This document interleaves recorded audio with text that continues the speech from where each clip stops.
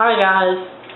So, the first video blog that I did the other day explained to you what I'm doing with this blog. Told everyone I had HIV, so I decided the next best thing would be to explain to you what the next process, or the step in the process was for me. The first thing that happens after you have an HIV diagnosis is you sign up to go to a clinic. There's tons of them around the country. You can go to any hospital and they'll have some sort of ID clinic or infectious disease clinic that you can go to. Once you're there, your first appointment, they draw blood from you to do blood tests. For me, they took 11 vials of blood. Well, let me tell you something. Lightweights, you better eat food. Always, always, always eat food before you get your blood taken. Didn't do that, and I got very, very lightheaded. So remember to eat food when you get your blood taken. Anyways, when they take your blood, they test you for 3 things. They test you for your T cell count, which is also more commonly known as your white blood cell count. They test you for your viral load, which is the amount of the HIV virus that is in your blood at that current time. And they test for your genotype. The genotype is what the doctors use to see what form of medication would work best for combating that particular strand of HIV. So, now that you know the 3 things that they test for, let me go into more detail about them. For white blood cells, any person can have between 0 and 1,500 white blood cells within their blood at a time. Most people have 800 to 1,500 in their blood at any given time. Now, when you have HIV, the particular cell that they attack are your white blood cells. When your white blood cell count drops to 500 or below, that is when doctors prescribe medication. Once if you stay on the medication, then your white blood cell count will be fine. It will fluctuate, but it will go up or down.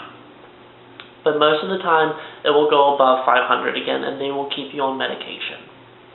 Now, if you are consistent with your medication regimen that the doctor prescribes you, your white blood cell count will continue to drop. Once it goes under 200, that is what's called an AIDS diagnosis. Some people think that HIV and AIDS are completely different. They're not. All it is when your white blood cell count drops below 200, the AIDS diagnosis tells any doctor that you go to afterwards that your white blood cell count has dropped below that limit before. Now, the second thing that they tested for, the blood tester for, is to measure your viral load. A viral load can be anywhere between 0 and millions. No set limit. You can have as much of it in your blood as possible. The doctors will prescribe medication for you if your viral load hits 1,000 or above. So the 2 instances that you will receive medication is either if your white blood cell count drops below 500 or your viral load goes above 1,000. Now, once you are on medications, if you stay on them consistently as prescribed by a doctor, your viral load will continue to go down. Once your viral load goes under 20, it is labeled as undetectable. This does not mean that the disease is gone. What it does mean is that the viral load is so low that the test cannot read them. The most advanced medical tests right now can only read viral loads of 20 and above. Now, your genotype, that is on an individual basis. It's pretty much self-explanatory. It just tells the doctor which type of antivirals will work best for your HIV strand. It's also very important to know that once you have HIV, you always need to use protection if you ever have sex with someone.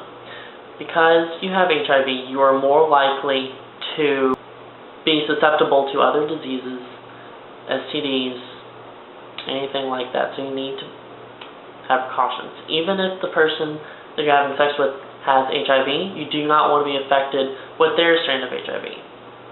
because that can then affect the medications that you are put on. So, always use protection. Always. Good thing to use.